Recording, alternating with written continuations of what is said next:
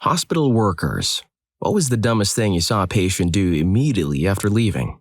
Not a doctor, but I am in a few different local Facebook groups that are like paid forward programs. People can post things they no longer need or want, and those in need can claim them. People in need can also post what they need, and those who want to can help.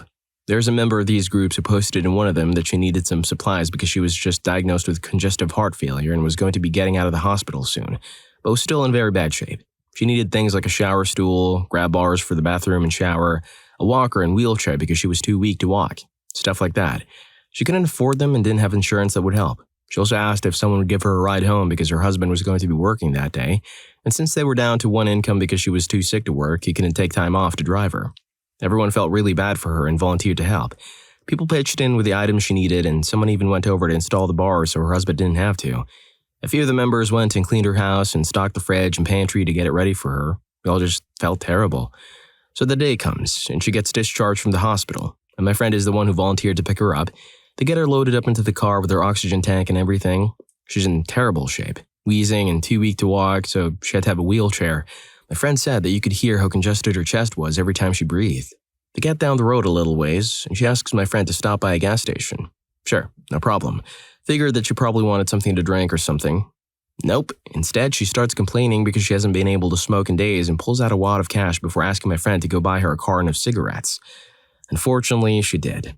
Found out later that this woman still smokes over a pack a day. She has both COPD and congestive heart failure and has been back in the hospital multiple times, but she refuses to quit.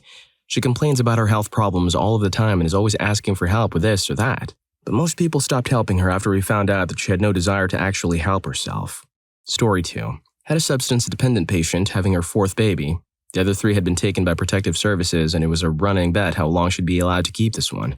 4 hours post-delivery, she asked us to let her go downstairs and outside to smoke a cigarette. Of course, we can tell them no.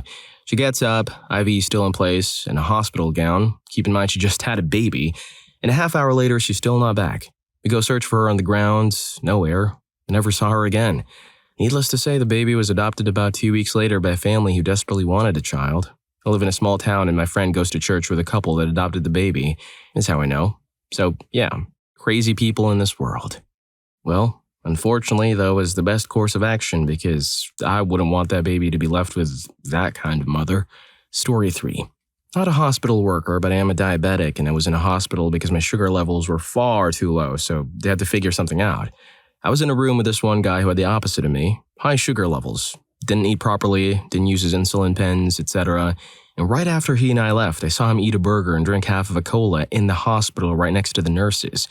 And I was like, bruh. Another one I came up in a car in a ditch this past winter and stopped to make sure everyone was okay. He was just a lone guy and he had just had surgery where they had to put him under and should have had someone else drive him home. He fell asleep at the wheel and ended up causing a few thousand in damage to his truck.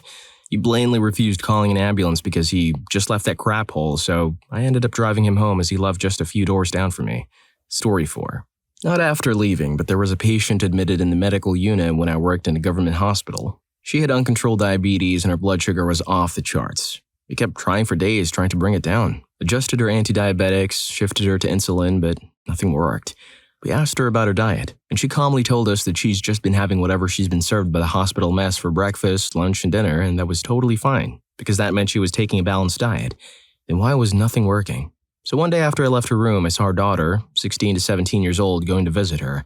I thought maybe I should talk to her and she could give me a hint about something that we're missing. I knock at her door, go inside the room, and what do I see? My patient sitting comfortably in her bed, enjoying a bucket full of chocolate chip ice cream. Upon asking a few questions, it was revealed that she's been eating a whole bucket every single day since her admission. The reason, you ask? All because she gets sad at the hospital and ice cream makes her happy. Well, can't argue with that. Story 5. Here's a few. Number 1. The dumbest thing I've seen a patient do before attending the hospital? The ambulance went to a nursing home to pick up the patient, found an old lady standing outside, asked if she was patient X. She clearly just wanted a day out, so she got in and went to the hospital. When it turned out she might be required to have surgery, she admitted she wasn't the patient in question. Number 2, my father's coworker or friend had to get taken in an ambulance from work. Apparently one of his lungs collapsed. My dad got home after visiting him at the hospital the same day, seeming to be in shock. He told me when he got to the hospital his coworker was outside smoking a cig. Number 3, came back to the hospital, came in for intoxication and positive for almost every substance on ToxScreen. and accused the nurses and doctors of her because I'm a good mom and would never do any substances because I love my kids. Number 4, a patient coded in surgery. Did CPR and a dopamine drip and transferred him from an ambulatory surgery center to the hospital. He signed himself out within an hour against medical advice.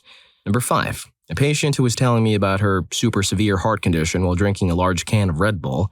Number 6, parents brought an infant in for a fever. They reported they withheld Tylenol because they wanted us to know they had a fever. Stressed importance of medicating with Tylenol, especially in infants. Next night they're back. They didn't give the poor baby Tylenol because they wanted us to believe he had a fever. Number 7, did my phlebotomy practicum in a hospital outpatient lab. Lady came in for a blood test to check her INR because she was taking warfarin, a blood thinner. I collect the sample and tell her to put pressure on the site and wait in the waiting room for 15 minutes to make sure it stops. She says she doesn't have time for that and walks out the door. 5 minutes later, she walks back in, red dripping on her arm. Number 8, call 911 from the hospital parking lot to bring them right back to the ED after being discharged. Yep. Number 9, she says she had back pain for some undiagnosed thing and had 2 surgeries at that point and was told not to move much for 30 days, but immediately did lots of moving things and housework. Hurting herself, complaining, probably messing up the surgery at the very least. She did at least 1 more surgery but won't obey follow-up treatment even though she really likes to complain about her back to any listener and all over Facebook. Number 10, a 35-year-old lady who just recovered from 3.5 years of lung cancer walks out the door and lights a cigarette after she had just gone to all clear. So yeah, exactly what I told them not to do. Usually very stubborn people, who I had trained to not do that, at least for the short term. Boom, out in the parking lot, they're doing that. They were off my hands at that point. It was like your life, your choice. I do not miss working in hospitals. Story 6. I had a friend who was a neurologist. He told me he had a patient who came in with something, whatever, possibly a small stroke, and after he was treated and luckily spared any apparent ill outcome, a friend told him that he understands that the patient is a smoker, but under no circumstances was he to smoke in the next few days. After the danger time has passed, they could work on him quitting, but that's for the future. But for now, under no circumstances should he smoke. The next day or two, my friend asks about the patient, and it turns out the guy left the hospital, crossed the road to the closest Five and Dime, and bought a pack of cigarettes. He lit up and shortly after had a massive stroke. My buddy was so pissed. I asked him, so then what happened? Did you guys manage the stroke? And he's like, I wasn't there when it happened. I told him, stop smoking for 2 freaking days, and he snuck off and screwed himself over. He's paralyzed from the stroke, and it's his own freaking fault. We gave him a second chance, and he messed himself up for a smoke. Screw him. Man, I've never seen him so angry and bitter. Story 7. We used to have this young guy come in frequently for diabetic ketoacidosis, DKA. For those not in the know, DKA typically occurs with type 1 diabetics when their blood sugar, for whatever reason, goes out of control, triggering a chain reaction in the body that, if left untreated, is fatal. Every time this guy came in, he was extremely sick and practically knocking on death's door, and he would do this every couple of months. One night I head into work but stopped at the lobby's Tim Hortons to grab a coffee. Ahead of me in line I see that same guy. Our eyes meet, so I say, Hey, they let you out today? As I knew he'd been admitted to my unit over the last few days. Yeah, he says excitedly. Then he goes up to the counter and orders a sugary donut. He literally chows down on it as he leaves and waves goodbye at me. In my head I'm sighing and thinking, see you soon. I haven't seen him in a long time though, so I assume he's been doing better with his blood sugar control nowadays. Either he's doing better or a lot worse. But I do hope he's doing a lot better. Oh, and since you're already halfway through the video, don't forget to hit that like button and subscribe to my channel. Story 8. I work in medical imaging where patients have to drink oral contrast for their exam. Some folks really hate this stuff, and one patient after being given the oral contrast went outside and dumped it in the bushes and came back in and said that they had drank it. Our front desk lady actually saw her dump it in the bushes and told us about it, but we would have seen the lack of contrast in the image even if she hadn't told us. I talked to the patient and was like, we can see inside of you. We can tell if you drank it or not. Some patients think that parts of procedures are arbitrary and they can just decide for themselves and it won't matter. I perform another exam where the patients have to be fasting for 6 hours before their exam. The exam looks at the metabolism of sugar in the body and the patients cannot eat any sugar within the 6 hours prior or it'll ruin the test.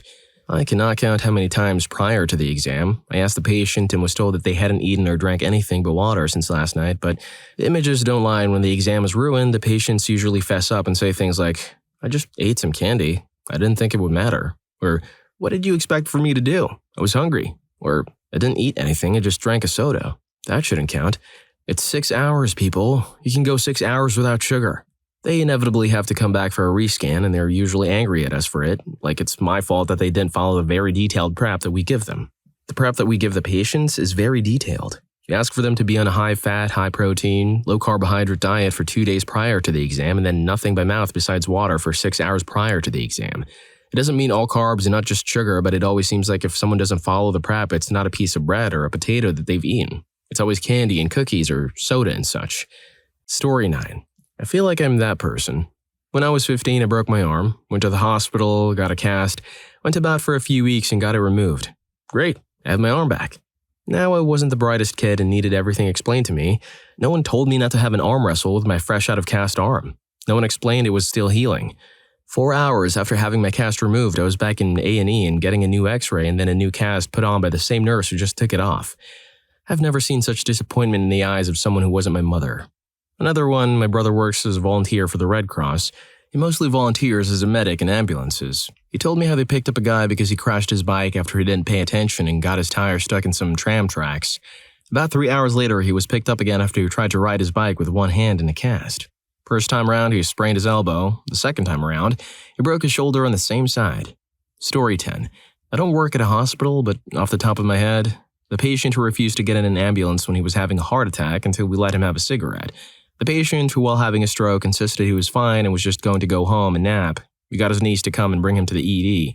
The patient who insisted he knew his body and was able to frighten his paralyzed limbs into working correctly, and that was why he did not need an ambulance to go to the hospital for the stroke he was currently having. His limbs were paralyzed because of his first severe stroke. This was his second. The parents, who when their infant had trouble breathing, gave him a lot of milk to drink and laid him down. Kid was fine, but these people were clueless. I have way more, but these were the ones I saw myself. As requested, more crazy patient stories. Number 1, the IV substance user who refused free because they didn't want unsafe substances in their body. Number 2, the junkie who wanted to know the safest way to use snow because their dealer kept mixing snow with H. We told this patient there's not a medically recommended safe way to use snow. This person just decided to switch dealers. Number 3, the person who knowingly let, and I do not use the word let lightly, her child be mistreated, complained that we made their child sick and were not providing sufficient care for their child's recurring nightmares and depression. Number 4, the patient who had a tumor grow to the size of a watermelon before they sought treatment. This person is actually doing really well now and last I checked, expected to make full recovery. Number 5, the mother who was convinced her kid had hearing issues. Kids' hearing worked just fine, they just ignored their mom. Number 6, the patient was convinced they had memory loss. They didn't. They did have 4 kids under 5 and a newborn though. Number 7, the patient who was frustrated that a 7-year-old was obese and not losing weight despite the fact he kept buying her junk food. Number 8, the patient was convinced we were going to hurt him during a specific minor surgical procedure needed to diagnose his health problems, and just screamed that at us at different visits. We've never forced him to get that procedure, nor do we provide it on site.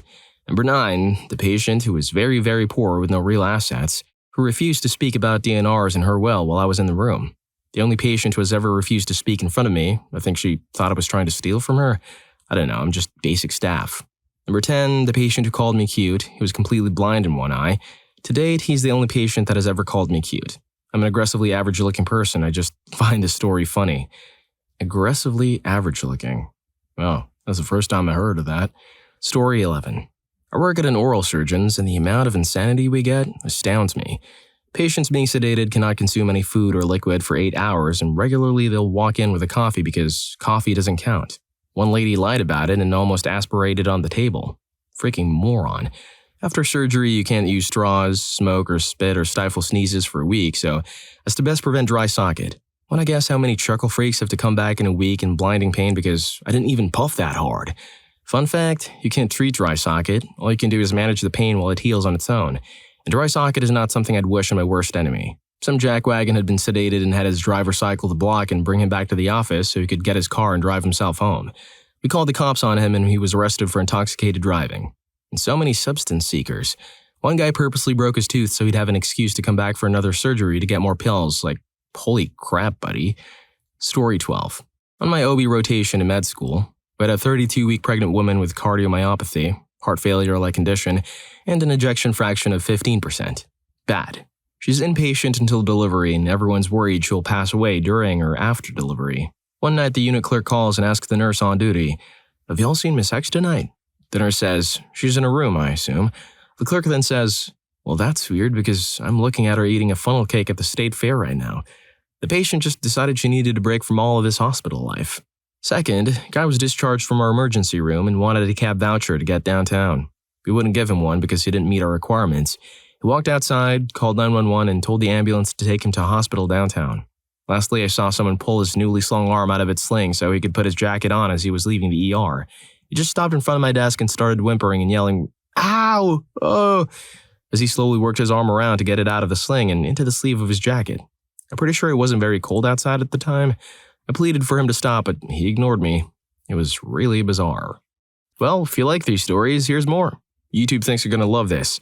Catch you in that video.